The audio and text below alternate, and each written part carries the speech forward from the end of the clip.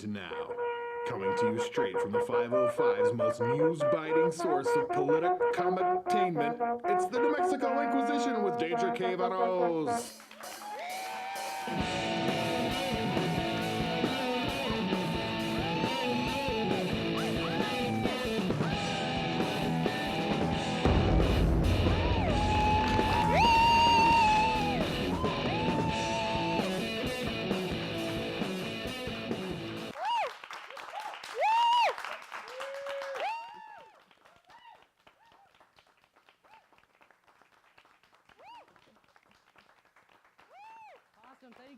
Thank you, guys. Thank you. Welcome to the New Mexico Inquisition. We have some special guests tonight. We have Pamela Herndon from the Southwest Women's Law Center. Yeah. We have New Mexican political analyst Sheridan Johnson.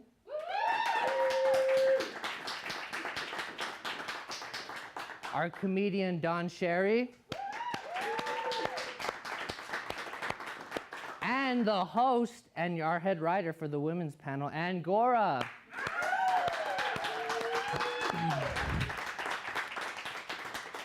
Some of you are probably thinking, where's Danger? He's dead.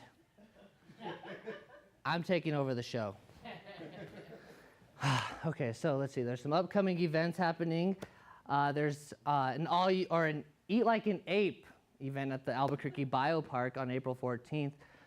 So for only $50, you can get locked in a cage with a bunch of sniveling kids and get a banana every time you learn sign language.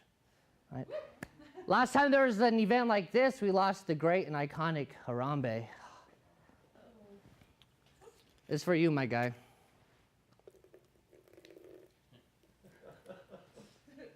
I can't do that on the show. But an urn recently was found containing human cremains on I-40 westbound frontage road. Yeah, and police are still searching for the underachieving Albuquerque resident who said, oh yeah, the ashes were totally spread out according to the deceased's wishes. Not just flung out on the way to the casino. Do we write this casino joke because I'm hosting this week? I'm native, so casinos. UNM Lobos will be playing the LSU Tigers in their 2022 non-conference football schedule. Yeah, the Lobos will be getting paid $1.6 million for this football game. Yeah, crazy, right? Didn't know you could get paid for being a loser. New whiteboards are being installed in New Mexico schools that have an added feature that could potentially save lives, as well as stop AK-47 rounds. Yeah, it's promised to bring safety to any classroom that it's in. So let's hope this thing is good at thwarting bullets as it is thwarting attention spans, right? Yeah, New Mexico medical marijuana is growing. Woo! Yeah, big topic right now. Big topic. There's over 50,000 patients with the New Mexico medical marijuana program. It's a 46% increase from last year. To get a medical card, you only need one of 21 medical conditions.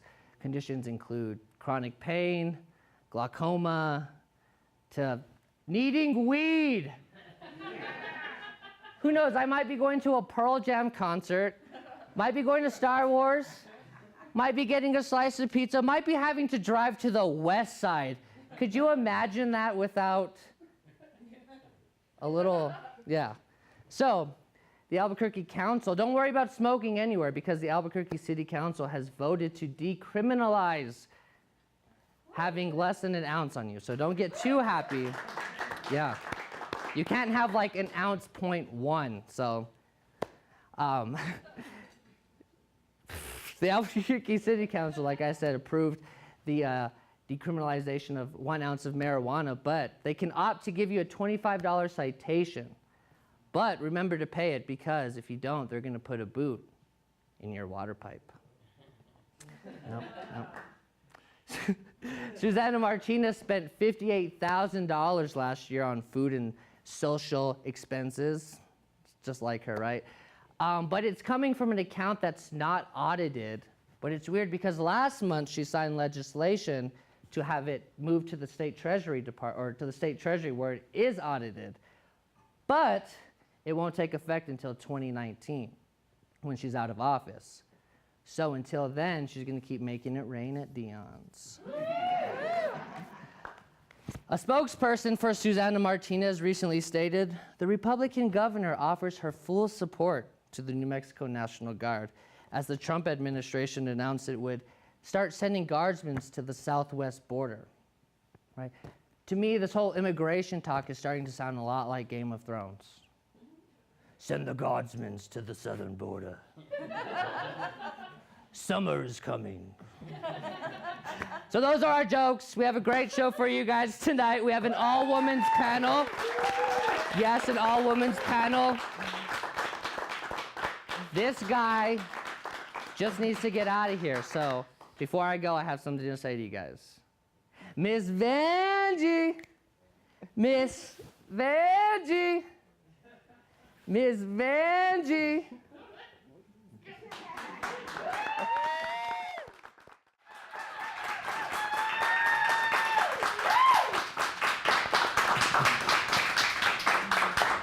And welcome back to the New Mexico Inquisition.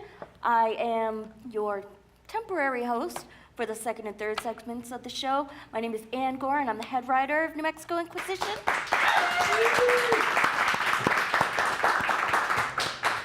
I also have with me tonight our New Mexico Inquisition analyst, Hi, Sheridan Johnson.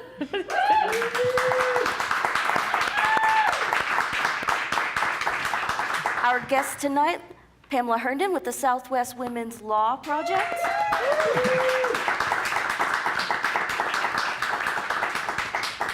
And comedian Dawn Schary.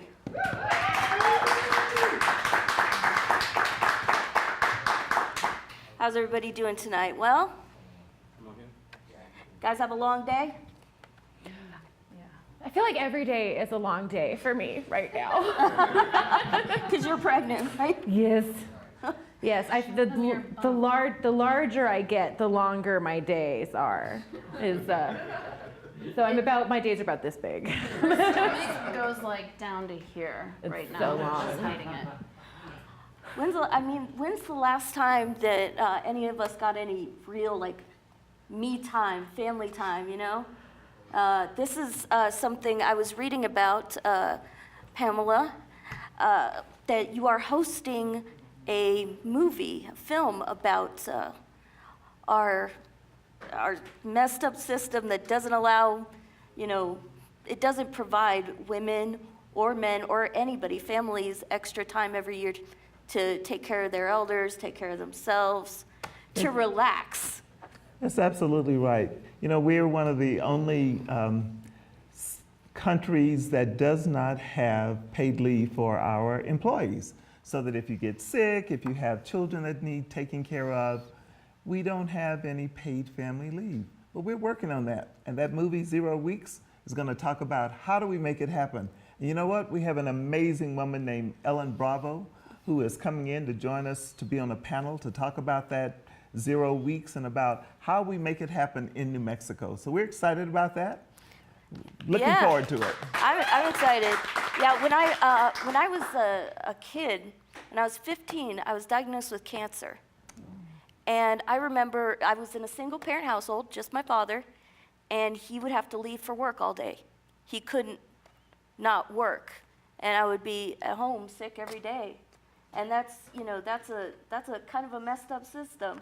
It's, definitely we're bringing in women like Sheridan, who's pregnant. I'm pretty sure you want to. I totally cannot understand why anyone would care about maternity or paternity leave. I feel like pop it out, see how it does, come back in a few years, make sure he votes. Yeah. That's it. Like, good. Like put them in a little baby cage. Make Yeah. sure nothing happens. That's basically, we couldn't afford a pack and play, so we just went for a kennel. Okay. You don't want to be labeled as a helicopter mom. No, oh my God, no. Oh yeah, you don't want to. Bro. Yeah. Well, you know what we're going to do? We're actually going to have a task force that's going to start next month. Oh. We're asking lots and lots of people to sit in on that task force and talk about what is it going to take to make this paid family leave work in New Mexico. So for the next 6 months, we'll be talking about it. And then in December, we're going to pre-introduce before the 2019 legislative session, this paid family leave legislation that people from all over New Mexico will be participating in. That is absolutely awesome. Yeah, looking forward to it.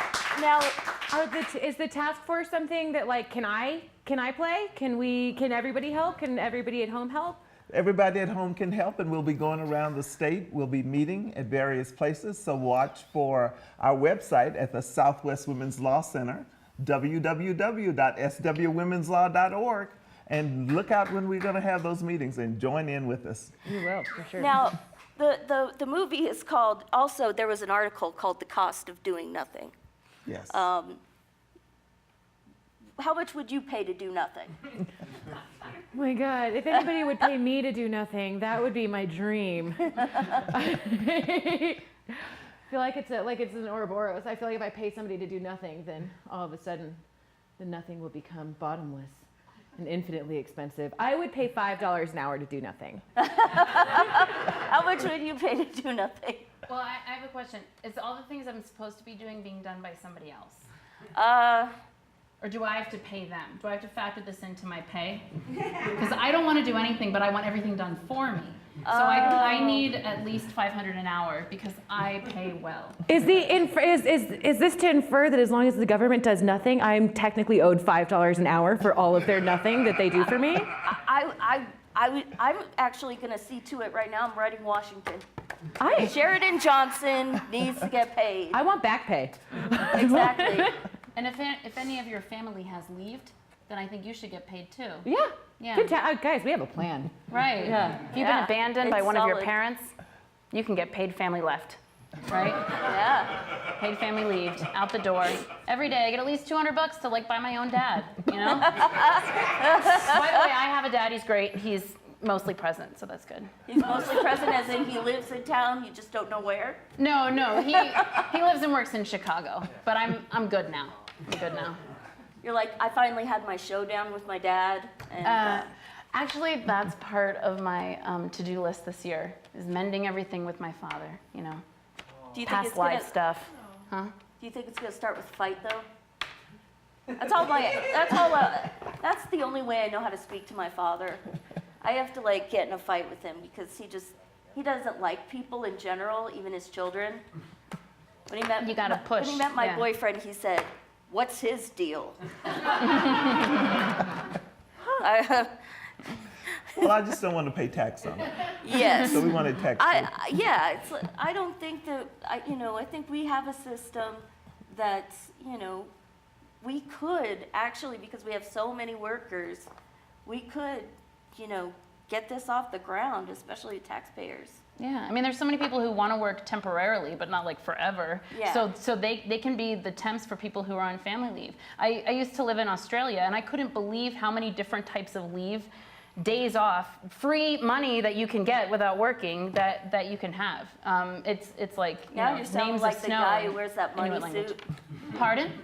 That guy with the money suit, he's like, you could get free money. Yeah, That's you. for just taking care of a sick brother or something. Yeah. And 1,000 other ways, right? Mm-hmm. All right, when we get back, we're going to talk to our ladies a little bit more about the Southwest Women's Project. See you in a minute.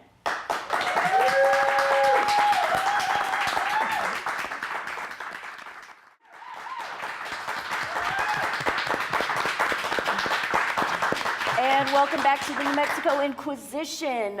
We are talking with Pamela Herndon Yes.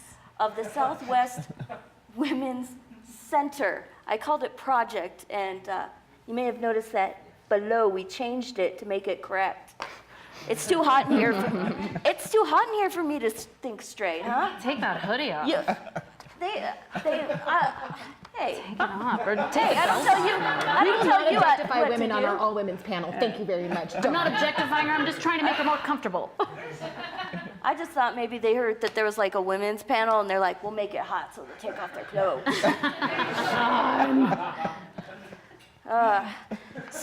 So you have some really interesting and awesome projects coming up with the Indigenous Women's Center.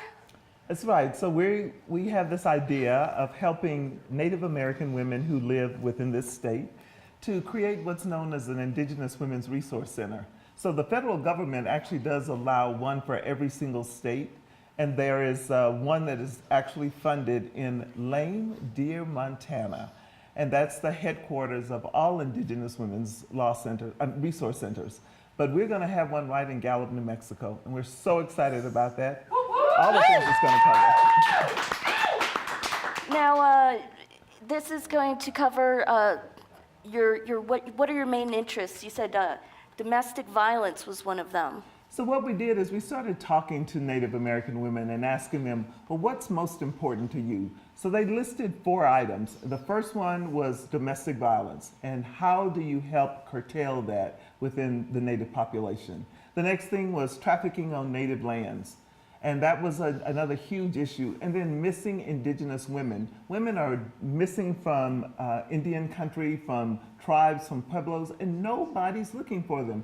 And then last, of course, and it's not least at all, but it's fair pay for Native women. So it takes 21 months for a Native woman to get paid what a man gets paid doing the same or similar job. Now that is pretty bad. That is, I think that's like worse than the national statistic overall, right? Deeply. It is pretty bad. There is, coming up on April 10th is equal pay day for women, but that's some average that if you actually break it down culturally, those numbers don't even equal anything that we see coming up on April 10th. Yeah, with getting paid and, being a woman, have any of you ever had a hard time, ever realized that a male peer was being paid more than you for the same job? Oh, often. Yeah. There was also, I feel like I've also gotten fired I got fired from a job in New York because I reminded somebody of their ex-wife. There's all kinds of crazy stuff that happens when you have a vagina. People are just like, I don't know, did you want to work here? I'm going to treat you on a scale of 1 to 10 at a 4. Except for my current boss, who I love. I would never do anything like that. Well, it all depends. What about you, Dawn? Well, and this was a question I was going to ask you. So a previous job that I worked at, my boss, who was a manager, he had been a sales manager, like a career sales manager for, 20 years or something. I had a varied background, and I was his assistant manager. But I had been not a sales manager. I'd been a manager of people who did lead generation and, some other stuff, not quite the same.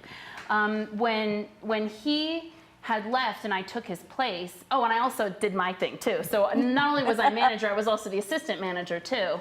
When I asked for an assistant manager, I didn't get one. Mm-hmm. I got an assistant, but not an assistant manager. So anyway, I got paid less than him, but at the same time, he had far more experience than me. He understood the numbers in a way that he had a lot of skills beyond mine too. So how do we know when we are being paid less but fairly, or we're being paid less as we should be, but we will, like if I was a guy, I would be paid more. Do you know what I'm saying? I get what you're saying, okay. But I think it's usually pretty obvious. Well, there's when somebody gets a position, like you see a guy getting a raise, yeah, who works maybe even less than you do. You notice that. You're like, or you realize that a new guy gets hired on to do your same position, but he negotiated better, to get the job. That's one big thing about women is oftentimes we're not vocal about how much we want to get. We're afraid. But if you are afraid and you don't know if this is actually valid concern, who do you go to? Do you go to the Southwest Women's Law Center? You do go to the Southwest Women's Law Center because we were responsible, along with some other advocates, for putting in place a Fair Pay for Women Act right here in the state of New Mexico, which is much better than the 1963 Equal Pay Act that was signed by President Kennedy. And I want you to know that that's the only statute on the books where you don't have to pay a filing fee if you go to court. It's like saying, hey, women already not being paid fairly, why would we make women now pay to file their case in court? So we're really happy about that. Yeah, that's awesome. The Southwest Women's Center, Law Center, you guys do so much. We do. We are absolutely involved in most every aspect of women's lives, all the way from healthcare, making sure that we get access to quality, affordable healthcare.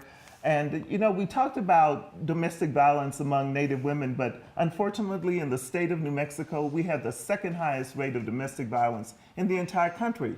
So what we're looking at is how do we make sure that women who are survivors of domestic violence actually have the economic ability to survive without their abuser.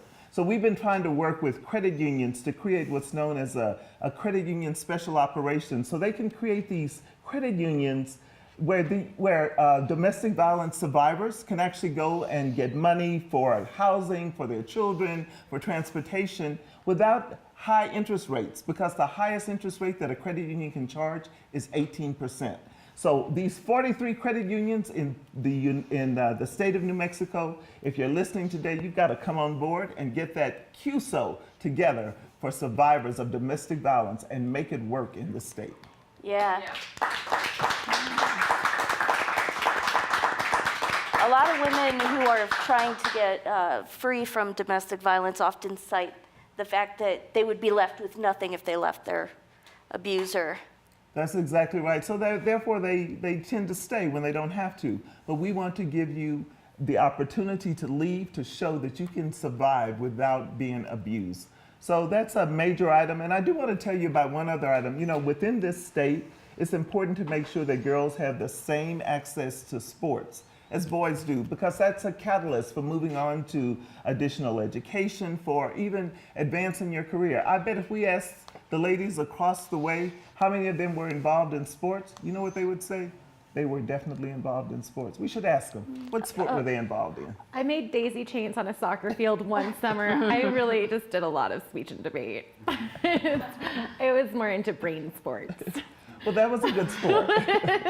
But I fully support sports for other girls. Just maybe, I did tap. I did tap dance. Mm-hmm. That's a sport, I guess. That's a sport. Yeah, we're all out of time, but I want to thank you, Pamela Herndon.